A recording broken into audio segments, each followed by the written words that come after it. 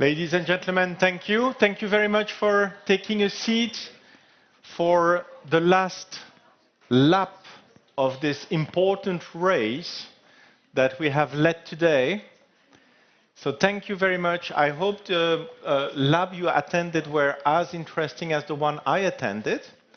And what we will do now is have our four rapporteurs coming here on the podium to give us a very brief summary of what was discussed, the key topics, and the recommendation. And I would like to start with our colleague from Enable, with Jan Verschuren, who is our RTIA project manager. If you are here with us, excellent, excellent. Please join us.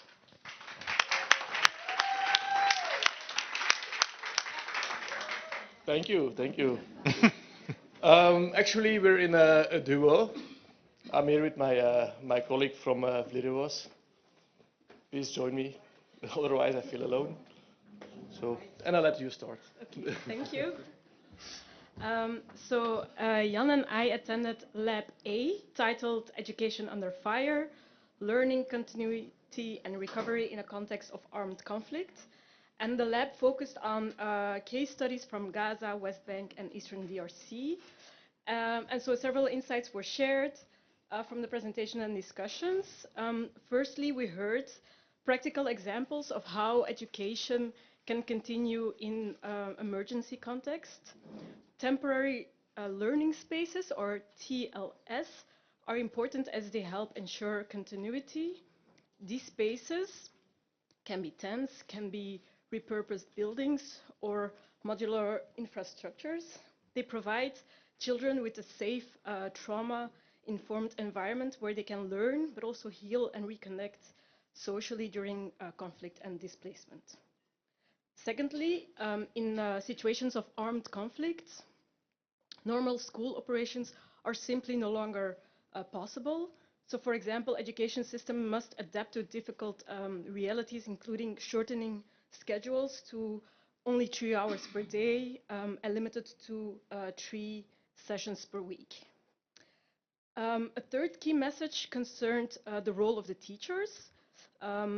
Teachers do far more than producing and transmitting knowledge. Social emotional learning, psychosocial healing, and mental health support are equally important components of education in crisis situations. And then lastly, particular attention was also drawn to the vulnerability of girls returning to schools after experiencing armed conflict or gender-based violence, and reintegration remains difficult because teachers and classmates often struggle to accept these girls back. So this underlines the need for inclusive approaches, awareness raising, and targeted support to ensure education remains accessible and protective to all children affected by conflict. Thank you. Another crucial element that was highlighted throughout the three cases was the importance of coordination and collaboration of all various actors. Then we talk about government partners, international organizations, local NGOs, CSOs, etc. But also the importance of being networked and having the support and good communication lines with the local community.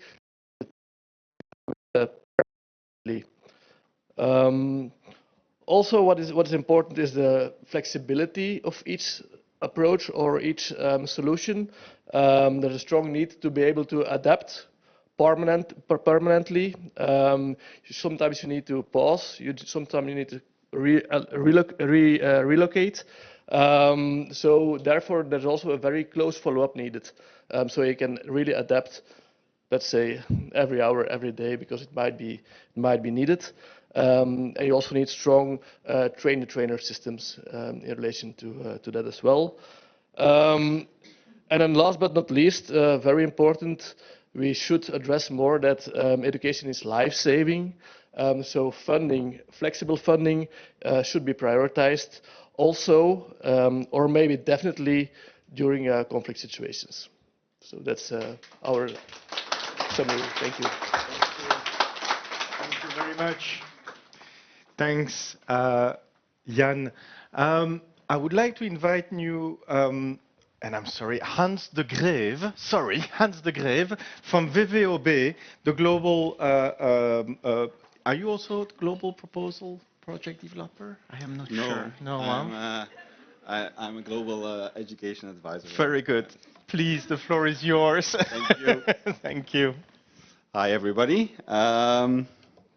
Yeah, so we have 5 takeaways from our session. Our session was around the link between foundational learning and stability, coming at it from 2 angles. So on the one hand, how can we ensure foundational learning happens in times of crisis, conflict, and fragility, but also what's the preventive role of foundational learning in terms of avoiding crisis, conflicts, and situations of fragility.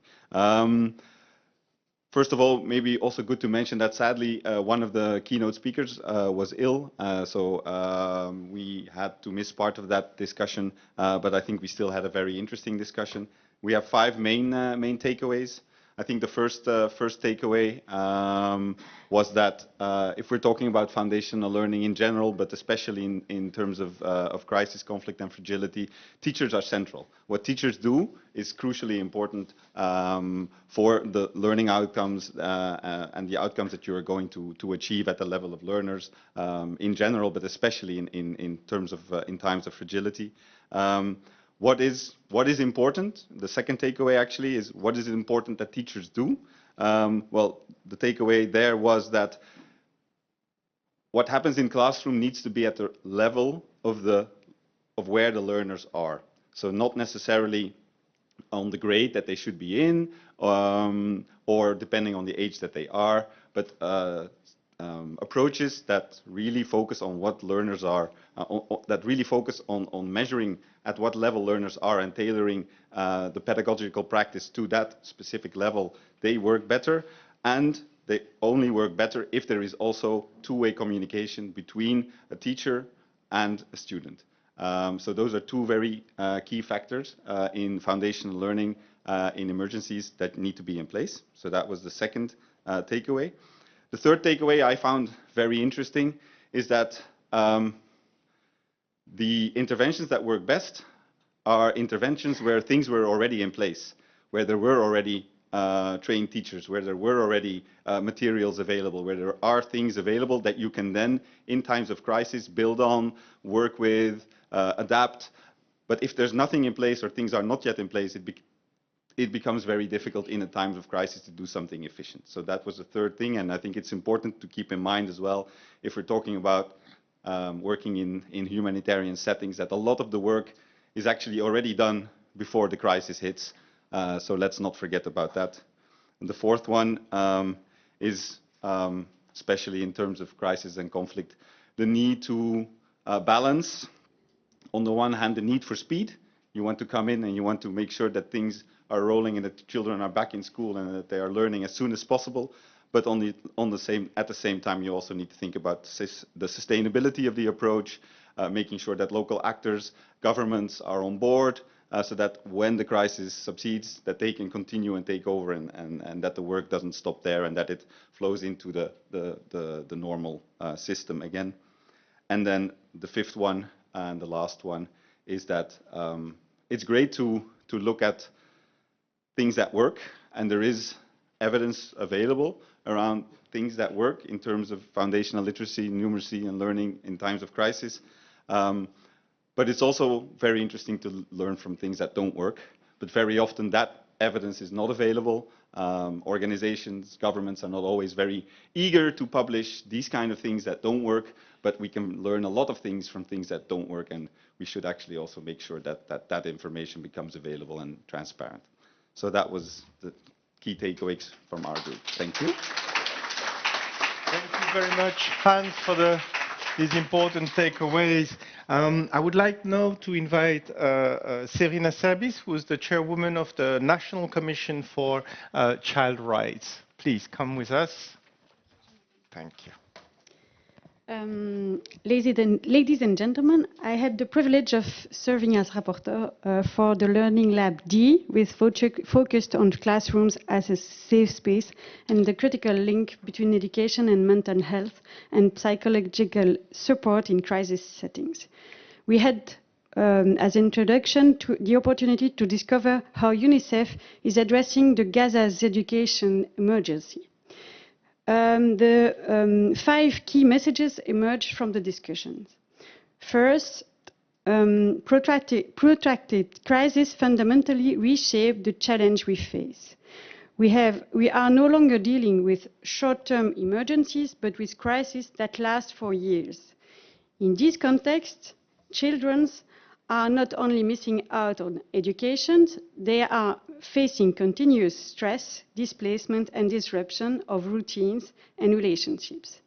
This means that what we are facing is not only an education crisis, but a mental health and psychological crisis, psychosocial crisis at scale.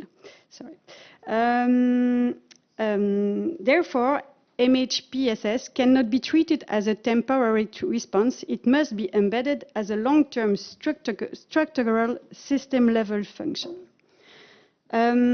Second message is MHPSS is crucial in education, for education.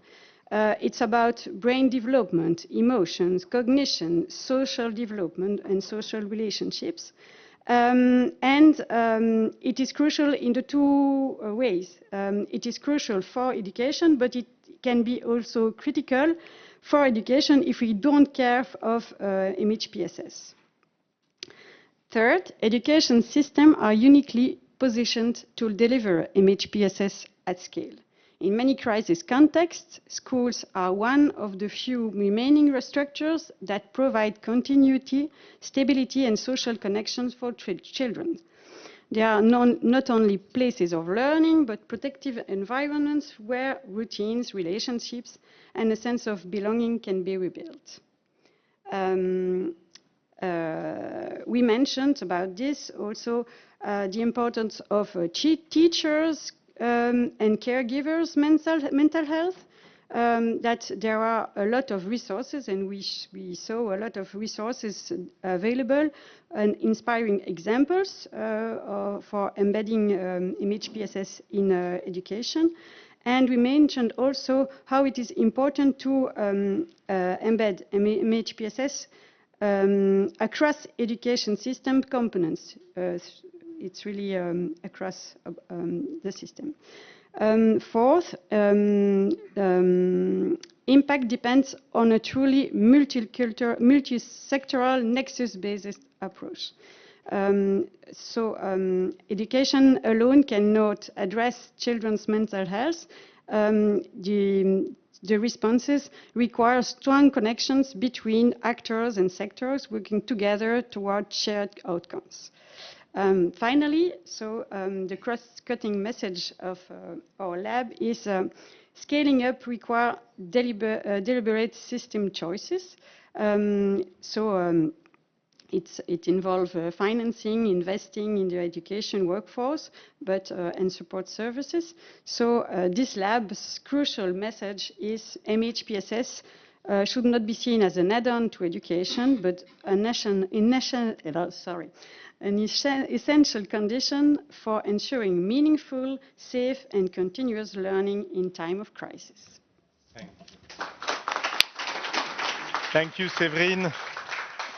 Now I would like to call Sandrine Bohan-Jacot, Inclusive Education Global Specialist for Handicap International. Please. Merci. Good evening to all. Good end of afternoon. I'm sure you're very tired, but please bear with me a few more minutes. It's not an easy task to summarize what we share in the session with Lab C, Inclusion First, Rethinking Education for Peace and Stability.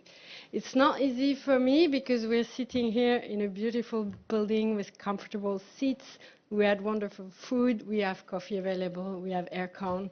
It's fantastic. and I was sharing this session with Mahan Altawil, who was with us remotely from Palestine, and his colleague Manal, knowing everything they're going through every day, the possibility that they might have to stop in the middle of the presentation, and I'm thinking of all my colleagues in Gaza as well. So as we were talking about inequity, here we are. We talk a lot about numbers in our session. One for me that's striking from UNESCO last Global Education Monitoring Report, we keep talking about children having poor condition of schooling, but there's actually 273 million of children and young people that are out of school today. So I'm thinking of them as the main inequality. Mahan shared a lot of numbers. They're hard to hear, but I want to repeat them again. 12,035 students killed, 19,379 students injured, 492 educational personnel killed, 2,603 injured, 95.2% of Gaza 564 schools building damaged. I could go on and on and on. The last one I heard is they are recent in February, 6,000 amputation recorded, 25% of whom on children. Those numbers are important, but even with those numbers, we can't even grasp the reality of what people are doing on the ground. These are not figures, these are people. Education, still, is the main request. We've heard it in several presentations this morning, and in Gaza, in the West Bank as well. And while we have the most documented genocide, scholasticide, ever on Earth, still people, like associations like BISR, and Humanity and Inclusion, and many others are responding. And the community, what always strikes me is that community are already there responding. You know, teachers come unpaid, and still they're trying to provide an education. I think this is really key to understand this hope. Hope has come a lot of time. That's coming from education, the hope for a better future. And we've talked a lot about inclusive education because very often it's considered as nice to have if we have money, but we have other priorities. But in the session, we really promoted and we really believe that inclusion is a central pillar for peace because inequity and exclusion fuel conflicts. And it's now not a side issue anymore, conflicts. And we were also discussing that we're not responding to all the needs right now, and this inaction has a cost. I'm going to quote again that report from UNESCO. So the world could face over $10 trillion in losses by 2030 due to unmet educational needs. This encompasses, obviously, economic cost, but broader than that, it's social setbacks, including rising adolescent pregnancy, poor mental health, social fragmentation, higher crime rates. And currently, this report is also sharing that only one country in 10 have an education financing approach that strongly prioritizes equity. Basically, most systems are not directing the resources to where they most needed. This should give us a pause because financing is not neutral. If it doesn't actively correct inequality, it will reproduce them. Education is also not a neutral place. It reproduces inequalities the same way, but it also holds a transformative power. And during the session, we had a lot of examples of how inclusion can make society safer and stronger because it's protective, because it brings social cohesion, because it's innovative, because it has quality I should stop with this word, instruction design. And it can really help to build a commitment to equity and safe and peaceful society because everyone has a place. And it's not just a wishful thinking from Sandrine. I think it's a reality. It is happening. We have seen concrete examples in our session. Manal and Mahan showed us several examples on how they're doing it today in Massa Feriata, in Jenin Camp, and in Gaza. And I know it's done in many other places in the world. So my message is quite simple. Without equity, access will remain out of reach. We know that. And I think we have to be intentional now and redirect the fund where they are most needed. And I would really recommend to start with inclusion first, because if you can welcome all those population and diversity, you can definitely create a more peaceful society. Thank you very much. Thank you very much. Thank you, Sandrine, and thank you for reminding us all that beyond the figures, we are talking about little boys and little girls who deserve a future. And thanks, Jan, Hans, Séverine, for summarizing so brilliantly. I'm always amazed how you can summarize in 5 minutes, like 90 minutes of talk, which are extremely dense. So thank you very much for that. This brings us to the end.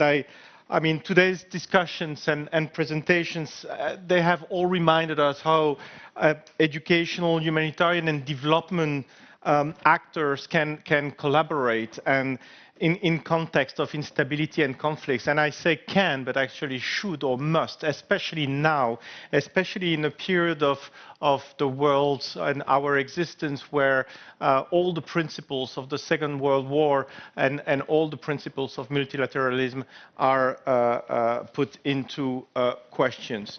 The recordings and presentation of the sessions will be made available to the learning labs as well as all the PowerPoint, etc.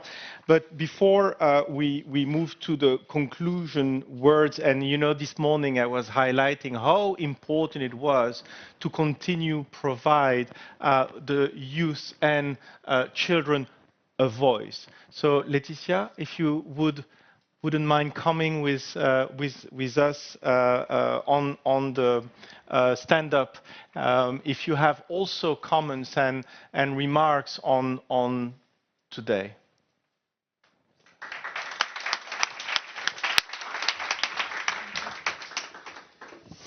Thank you. So,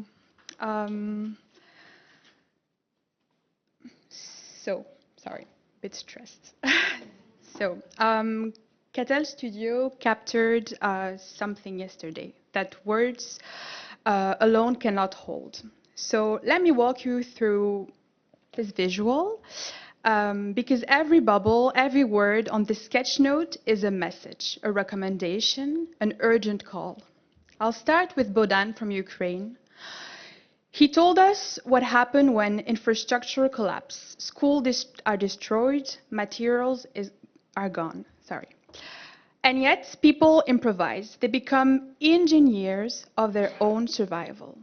Despite having no lights and internet connection, teaching happened. His recommendation is simple: collaborate. Ukraine and the EU have everything to learn from each other. Don't wait, start now. Mais from Palestine said something that silenced the room yesterday. Living under bombing day after day, she described the feeling of waking up with nothing to live for. And then she said, education was the only place we felt alive, even in those conditions, those terrible conditions. People graduate, people got PhDs online against all odds. Her recommendation: support education platforms and internet access, because humans need more than food. They need hope, and education is hope. Sylvia, from Belgium, carries a bittersweet feeling. She has seized every opportunity to engage the junior program and the youth sounding board from Enable, working for Plan International, and she sees progress. Young people are being consulted, but consultation without following up is not enough. There is a gap between being heard and being trusted. Her recommendation is integrate life skills into education, and beyond that, take a risk on young people. Trust them, not just at the table, but also during the decision-making process. Carmel said, "In what state do children arrive at school in times of crisis? Resilience," she reminds us, "is not built alone. You cannot tell a child who has lived through trauma to simply be resilient. The school must be a safe place for listening, a place of life, not just of learning." Her recommendation is embed mental health into education system, because a teacher who is supported can support a student, and a student who feels safe can learn. Keep hope in their hearts. Dr. Assaf left us with this. If you don't act, you leave it to the politicians to decide what meets their interests. Speak for those who don't have what you have. And finally, we had a slam writing session led by Ben Kamuntu and Nokabe that you all heard this morning. They are not merely artistic interludes, but powerful and meaningful contribution that amplifies youth perspective and underline the importance of engaging young people as active partners in shaping education for resilience, stability, and peace. To conclude, this sketch note is not a decoration, it's an evidence. Evidence that young people from Palestine, from Ukraine, from DRC, from the Sahel, from Belgium, yesterday sat together in this room and told the truth, their realities. Take this visual with you, share it, put it on the table, because the youth spoke, you've just listened, now it's your turn to act. Thank you.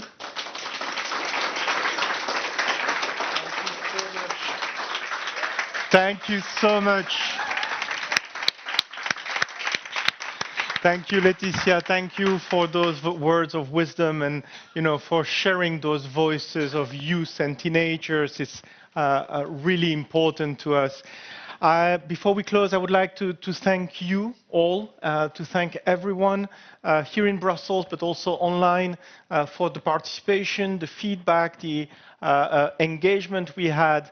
I also want, on behalf of Educate, to thank Annabelle for hosting us in this conference room and conference center. Also wanted to thank the Belgian government, EPFA, the VVOB, UNICEF Belgium, for making this event possible.